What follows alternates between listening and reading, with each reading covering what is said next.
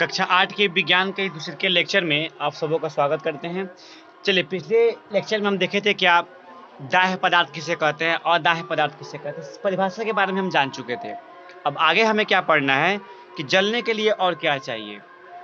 तो कभी आप सोचिए से किसी पदार्थ को हमें जलाना हो तो क्या केवल उसमें हम माचिस लगा दें, आग लगा दें तो क्या वह जल सकता है, या जलने के लिए किसी पदार्थ की उपस्थिति चाहिए या नहीं चाहिए।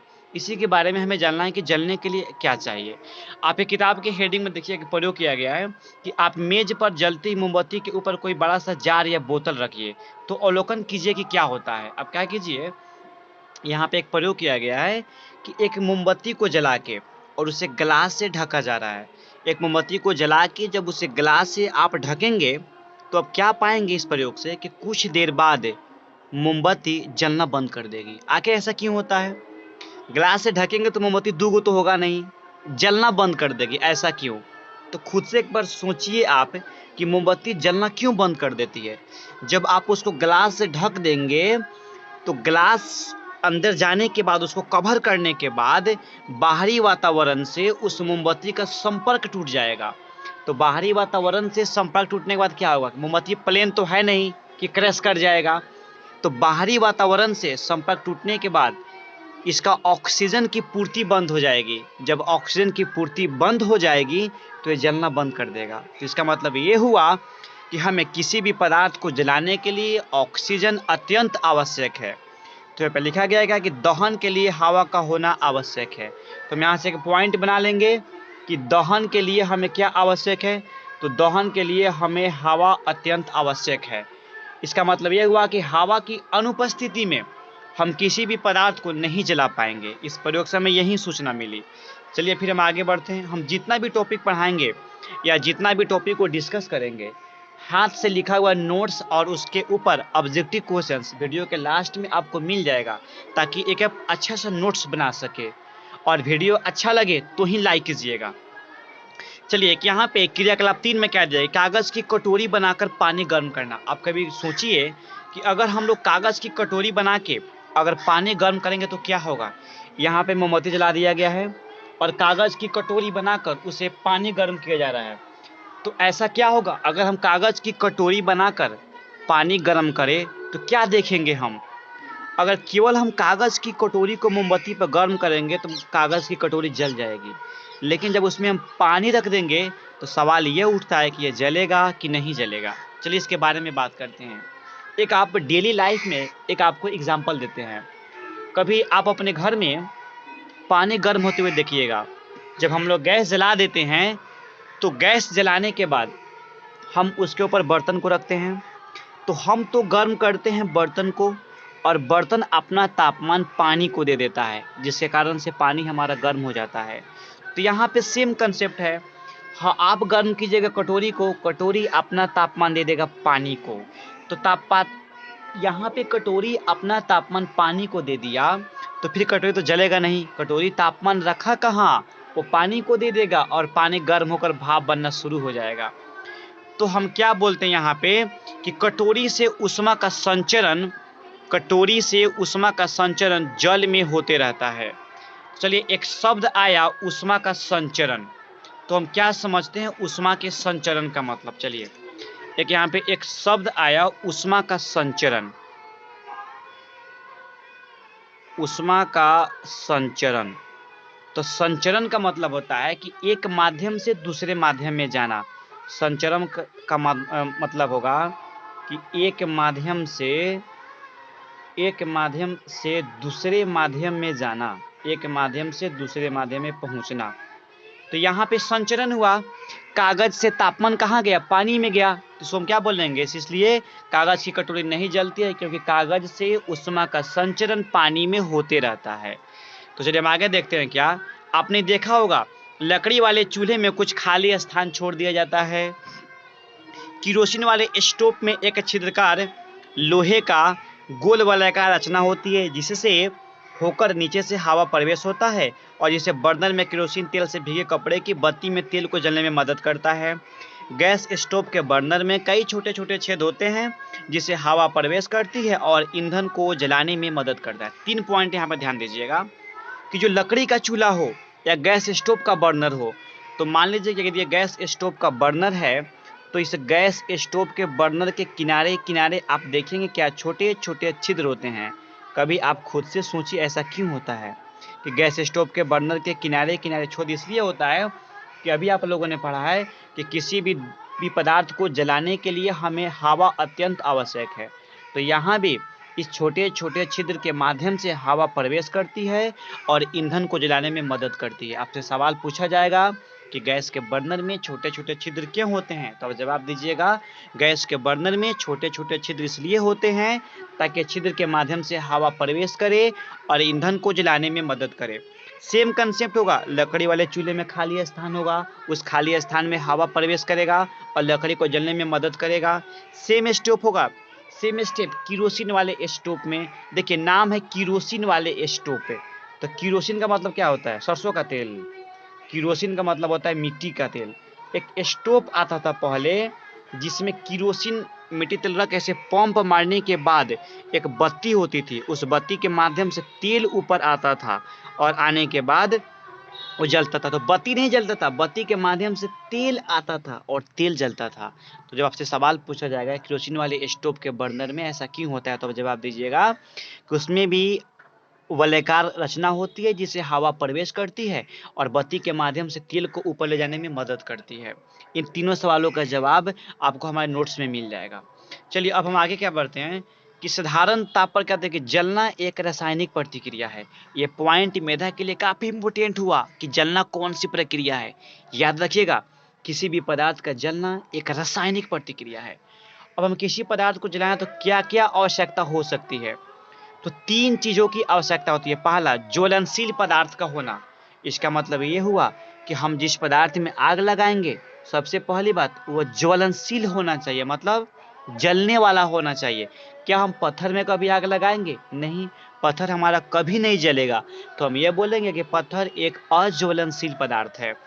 तो ज्वलनशील पदार्थ का होना। दूसरा, ज्वलन ताप तक पहुंचने का उपाय। अब ज्वलन ताप क्या होगा? ज्वलन ताप का मतलब होता है जलने वाला ताप। ज्वलन ताप का मतलब हम क्या समझेंगे? जलने वाला ताप। जैसे अगर हम आपको एग्जांपल देके समझाएं कि अगर हम एक तरफ लकड़ी लेते हैं और एक तरफ कागज़ लेते हैं और दोनों में आग लगाते हैं, एक माचिस की तीली जलाएं, लकड़ी में आग लगाएं, उसी माचिस की तीली से एक और माचिस की तीली से कागज़ में आग लगाएं, तो कौन जलेगा? कागज़ जल जाएगा, लेकिन लकड़ी नहीं जलेगी एक माचिस की तीली से। इसका मतलब ये हुआ कि कागज़ का जलने वाला ताप बहुत कम है लकड़ी के अपेक्षा में। तो ज्वलन ताप तक पहुंचने का उपाय, तो लकड़ी भी जलेगा लेकिन उसको उतना मिला नहीं। अगर उसको उतना मिल जाता तो लकड़ी जल जाती। तो इससे हम क्या समझेंगे कि जिस पदार्थ में हम आग लगाएंगे तो हमें उतना तापमान चाहिए कि उसको आग लगा सके। तो दूसरा पॉइंट क्या है? ज्वलन ताप तक पहुंचने का उपाय। तीसरा पॉइंट क्या बोल रहा है? हवा की ज़रूरत, क्योंकि हवा की अनुपस्थिति में हम किसी भी पदार्थ को नहीं जला पाएंगे। तो आप यहाँ से क्वेश्चन बना लीजिएगा, एक क्वेश्चंस बना लीजिएगा कि किसी भी पदार्थ को जलाने में हमें किन किन चीज़ों की आवश्यकता होती है। 3 पॉइंट लिख लीजिएगा। अब सवाल यह है कि बरसात के मौसम में माचिस की तीली एवं लकड़ी इत्यादि आसानी से नहीं जलते हैं, क्यों? तो बरसात के मौसम में क्या होता है? भीगी भीगी सड़कों पे इंतजार होता है। आजकल तो बारिश ज़्यादा होती है, बहुत लोग के यार हंस रहे हैं, मेरा यार हंस रहा है बारिश की जाए। लगता है लोग भगवान को धमकी दे रहा है, मेरा यार हंस रहा है बारिश की जाए। तो अगर बरसात के मौसम में किसी लकड़ी में हम आग लगाएं तो वो आसानी से नहीं जलता है, क्यों? आप खुद सोचिए तो एक बार। तो बरसात के मौसम में क्या होता है? नमी रहती है ज़्यादा। चलिए यहाँ पे हम लिख दें कि जो बरसात की मौसम होती है उसमें हमें ज़्यादा मात्रा में क्या मिलती है? नमी। ज़्यादा मात्रा में नमी मिलती है। और जब ठंडी का मौसम है तो सवाल पूछा जाएगा कि बरसात के मौसम में या ठंड में वातावरण का ताप कम होता है। बरसात के मौसम में या ठंड के मौसम में अगर किसी पदार्थ में हम आग लगाएं तो नहीं जलता है, क्यों? तो बोलिएगा कि बरसात की मात्रा में नमी की मात्रा ज़्यादा होती है और ठंडी के मौसम में तापमान बहुत कम होता है, जिसके कारण से आग को लगाने में परेशानी होती है। अगर सेम बात करें हम गर्मी के मौसम का तो गर्मी के मौसम में सबसे पहला बात, एक तो नमी की मात्रा बहुत कम रहेगी। देखते हैं गर्मी के दिन में हर चीज़ सूखा सूखा रहता है, तो मतलब नमी की मात्रा बहुत कम, गीलापन बहुत कम होगा, नमी की मात्रा बहुत कम होगा, और दूसरा बात तापमान भी बहुत ज़्यादा होगा। इसलिए गर्मी के दिनों में आग पकड़ने की संभावना सबसे ज़्यादा बनी रहती है। अब यहाँ से सवाल भी हो सकता है आपका कि बरसात के दिन में आग क्यों नहीं लगता है, गर्मी के दिन में बहुत तेज़ी से आग लगता है क्यों? तो बोलिएगा गर्मी के दिन में नमी की मात्रा कम और तापमान की मात्रा बहुत ज़्यादा होती है, इसलिए हमें किसी भी पदार्थ में आग लगाने में परेशानी नहीं होती है। अब आते हैं माचिस की कहानी पर। तो क्या है माचिस की कहानी? स्टोरी ऑफ सेफ्टी मैचिस से। चलिए माचिस की कहानी क्या है? तो कहानी का मतलब क्या होगा? अब हम डिस्कस करेंगे माचिस की कहानी। चलिए अब माचिस की कहानी की अगर हम बात करें तो कहानी का मतलब क्या होता है कि सबसे पहले किसी न किसी ने तो बताया होगा कि माचिस ऐसे बन सकता है, हम ऐसे आग लगा सकते हैं। तो चलिए हम बात करते हैं किसने बताया, इसकी खोज कहाँ से हुई, किसने स्टार्टिंग किया, हम माचिस के बारे में क्या समझते हैं, इसके बारे में हमें बात करना है। माचिस की कहानी। पुराने समय में चकमक पत्थरों को आपस में रगड़ने से निकलने वाली चिंगारी से आग लगाई जाती थी। पुराने समय में जब दो पत्थर को आपस में टकराते थे तो चिंगारी निकलती थी, उस चिंगारी से आग लगाने में मदद की जाती थी। देखिए आज के डेट में भी अगर आप दो पत्थर को आपस में टकराएंगे तो चिंगारी फेंकेगा, लेकिन वो दिन में भी चिंगारी फेंकेगा और रात में भी फेंकेगा, लेकिन दिन में सूर्य का प्रकाश अत्यधिक होने से वो चिंगारी दिखाई नहीं पड़ेगा और अंधेरे में रोशनी कम होने से वो दिखाई पड़ेगा। तो पुराने समय में चकमक पत्थरों को आपस में रगड़ने से जो चिंगारी निकलती थी उस चिंगारी से आग लगाई जाती थी। तो माचिस बनाने का सबसे पहला प्रयास कितने में? 1680 में। बहुत अच्छा सवाल। माचिस बनाने का सबसे पहला प्रयास कितने में? 1680 में। तो प्रयास जब किया गया तो कोई ना कोई वैज्ञानिक किया होगा, हम और आप तो कर नहीं सकते, उतना दिमाग तो है नहीं, तो कोई ना कोई आदमी तो किया होगा। जानवर तो करेगा नहीं कि कुत्ता बिल्ला कर देगा, कुत्ता बंदर तो करेगा नहीं। तो चलते जानते किस भाई साहब ने इनकी प्रयास की। चलिएगा, रॉबर्ट बॉयल ने कागज के टुकड़ों पर सफेद फास्फोरस लगाकर उसे सल्फर लय कागज पर रखा। रॉबर्ट बॉयल एक साइंटिस्ट का नाम यहाँ पे आ गए। रॉबर्ट बॉयल ने सबसे पहला प्रयास किए थे माचिस को बनाने में। रॉबर्ट बॉयल ने कागज के टुकड़ों पर सल्फर लगे पर रख दिया। सफेद फास्फोरस, यहाँ पे एक शब्द आता है क्या कि कागज के टुकड़ों पर सफेद फास्फोरस लगाकर उसे सल्फर लगे कागज पर रखा। अब देखिएगा फास्फोरस को हम पी से दिखाते हैं। इसका दो रूप होता है, एक होता है, रूप तो बहुत होता है लेकिन यहाँ पे दो समझ दीजिए आप लोग। एक होता है सफेद पी मतलब सफेद फास्फोरस, एक होता है लाल पी मतलब लाल फास्फोरस। तो कागज के टुकड़ों पे सल्फर लगा के और उसको सफेद फास्फोरस लगाकर उसे सल्फर पर रखा। ऐसा करने से कागज में आग पकड़ लिया। एक बात हम आपको बता दें कि सफेद फास्फोरस से आगे देखिएगा, सफेद फास्फोरस बहुत ही कम तापमान पर आग पकड़ लेता है, इस कारण से बहुत खतरनाक भी होता है। इस तरह से माचिस काफी खतरनाक थी। जब पुराने समय में इस सफेद फास्फोरस की सहायता से जो माचिस बनाया गया तो सफेद फास्फोरस इतना ज्यादा मतलब बोले तो इतना कम तापमान पे जलता था कि उसमें अपने आप आग पकड़ लेगा। अब ऐसा माचिस बनाइए कि जिससे लोग को खतरा हो, जिससे लोग अपने आप जल के राख हो जाए, अपने आप पूरी दुनिया जल जाए। अरे माचिस होती तो पूरी दुनिया को आग लगा देते। तो जिस माचिस से खतरा हो, जिस माचिस से लोग अपने आप जल उठें, उस माचिस से कोई आग तो लगाएगा नहीं। तो उस समय का माचिस काफी खतरनाक था। पूछेगा क्यों? तो बोलिएगा सफेद फास्फोरस का ज्वलन ताप इतना कम होता है कि खुद जल उठता था। तो उस समय का माचिस काफी खतरनाक हुआ लोगों के लिए। तो आगे तो बनना चाहिए ना, तो आगे पढ़ते हैं हम। माचिस का जो आज रूप है उसके बनने की शुरुआत 1845, देखिए 1680 के बाद देखिए 1845 में लाल फास्फोरस के आविष्कार के बाद हुई। अब सफेद भाई साहब हट गए, अब एक लाल फास्फोरस। लाल फास्फोरस के आविष्कार के बाद माचिस बनाने की शुरुआत की गई। लाल फास्फोरस में अपने आप आग नहीं पकड़ता था, जबकि सफेद फास्फोरस में अपने आप आग पकड़ लेता था। तो जिसमें अपने आप आग पकड़ ले वो तो काफी खतरनाक होगा। तो सेम कंसेप्ट था कि लाल फास्फोरस में लाल पी में अपने आप आग नहीं पकड़ता था। तो चलिए क्या कहता है कि माचिस की डिब्बी पर आप देखते हैं उसमें तिलियों पर लगा रसायन पोटेशियम क्लोरेट होता है। माचिस की जो तिल्ली होता है, तिल्ली उस पर देखिएगा एक रसायन लगता है KClO3। अब सवाल पूछेगा आपसे कि माचिस की तिल्ली पे कौन सा रसायन होता है, तो बोलिएगा पोटेशियम क्लोरेट। और लाल फास्फोरस और सल्फर लगा होता है डिब्बा पर, और जब माचिस के तीली को डिब्बा पे घिसिएगा तो आग पकड़ लेता है, क्योंकि लाल फास्फोरस को बिना घिसे हुए आग नहीं पकड़ता है। तो लाल फास्फोरस का आविष्कार होने के बाद 1680 में ईस्वी में जो माचिस बना वो श्वेत फास्फोरस से बना था, और श्वेत फास्फोरस काफ़ी खतरनाक था, खुद से जल उठता था।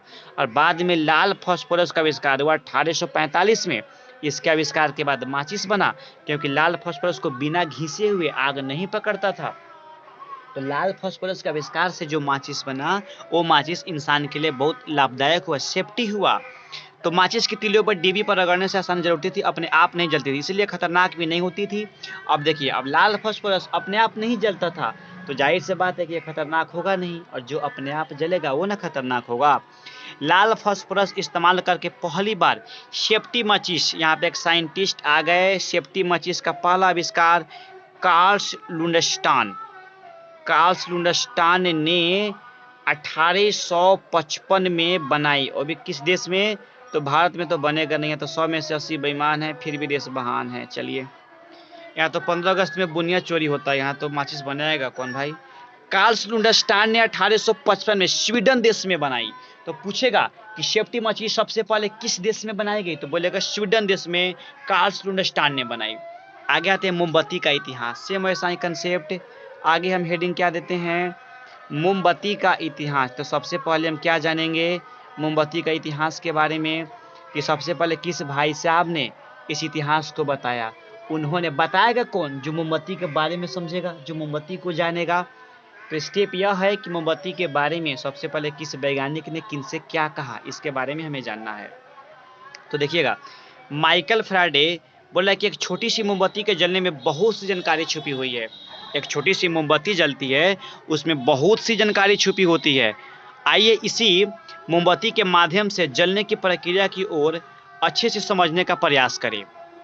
तो माइकल फैराडे एक महान वैज्ञानिक थे, जिन्होंने विद्युत क्षेत्र में काफ़ी काम किया। उन्हें विज्ञान से काफ़ी लगाव था और विज्ञान के प्रचार के लिए जगह जगह भाषण देते थे, लोगों में वैज्ञानिक समझ विकसित करते रहते थे। 1860 में तो सबसे पहले जिस आदमी ने बताया उनका नाम आया माइकल फैराडे। माइकल फैराडे ने कितने ईस्वी में? तो 1860 ईस्वी में लोगों को मोमबत्ती का इतिहास बताया। अब सवाल पूछेगा मोमबत्ती का इतिहास सबसे पहले किस व्यक्ति ने? तो माइकल फैराडे ने। कितनी ईस्वी में? तो 1860 ईस्वी में। अब उन्होंने लोगों को क्या बताया, अब ये जानते हैं। मोम एक ईंधन है, यानी ऊर्जा का एक रूप है। मोमबत्ती भी एक ईंधन ही है, ऊर्जा का एक रूप है। यह एक हाइड्रोकार्बन है, जो हाइड्रोजन और कार्बन से मिलकर बनी होती है। एक शब्द आया हाइड्रो प्लस कार्बन, दोनों को मिलाकर बोलेंगे हाइड्रोकार्बन। तो हाइड्रो का मतलब होगा हाइड्रोजन, जिसका संकेत हम H लेते हैं, और कार्बन का मतलब होगा कार्बन, जिसका संकेत हम O लेते हैं, नहीं C लेते हैं। तो मोमबत्ती भी एक हाइड्रोकार्बन है, जो हाइड्रोजन और कार्बन से मिलकर बना होता है। अब सवाल पूछेगा कि मोमबत्ती किन से मिलकर बना होता है, तो बोलेगा हाइड्रोजन और कार्बन से मिलकर बना होता है।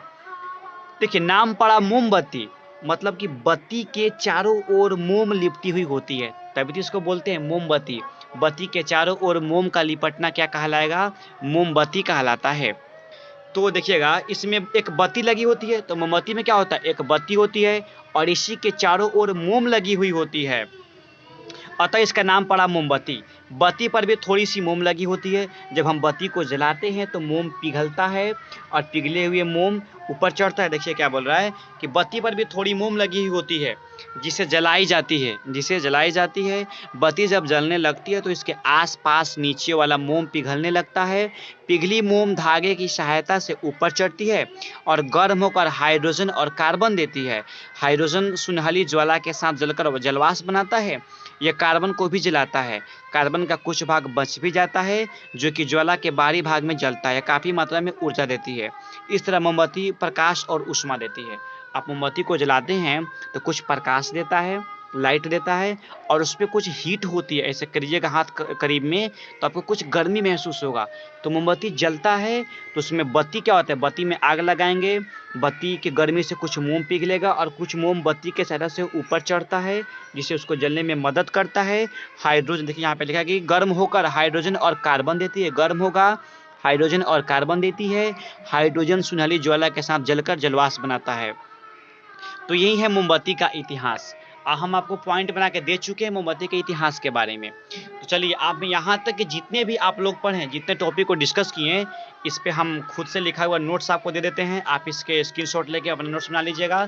और हाँ, इस पे जितने भी सारे ऑब्जेक्टिव सवाल दिए हुए हैं, आप इसे बना लीजिएगा और मेरे कमेंट सेक्शन में कमेंट कर दीजिएगा।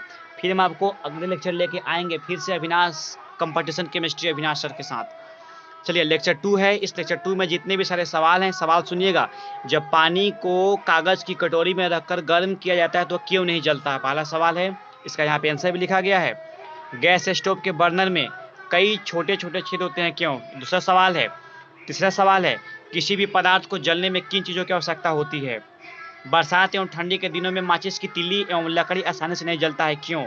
गर्मी के दिनों में माचिस की तीली एवं लकड़ी आसानी से जल उठता है, क्यों? जितने भी सारे सवाल हैं। अगला है, मोमबत्ती के सारांश लिखे अथवा संक्षेप में टिप्पणी लिखे अथवा मोमबत्ती के बारे में बताएं। तीनों सवाल एक है। और इस पे जितने भी सारे ऑब्जेक्टिव सवाल बन सकते हैं वो आपके सामने हम रख चुके हैं। आप इसे बना लीजिएगा ताकि आपका कंसेप्ट अच्छा हो जाए। 8वीं स्तर पे जितने भी सारे एग्जाम होंगे, मेधा या आपकी स्कूल का, अगर हमसे पढ़ते हैं एक भी सवाल नहीं छूटेगा, ये मेरा वादा है आपसे। अगर वीडियो आपके लिए लाभदायक हो तो लाइक कीजिएगा और लाभदायक न हो तो छोड़ दीजिएगा। याद रखिएगा, ज़बरदस्ती की नज़दीकी से सुकून की दूरियां ही अच्छी है। इसी विचार के साथ आप सबों से विदा लेते हैं। फिर मिलेंगे अगली वीडियो के साथ। तब तक के लिए जय बिहार। अपना और अपने परिवार का ख्याल रखें।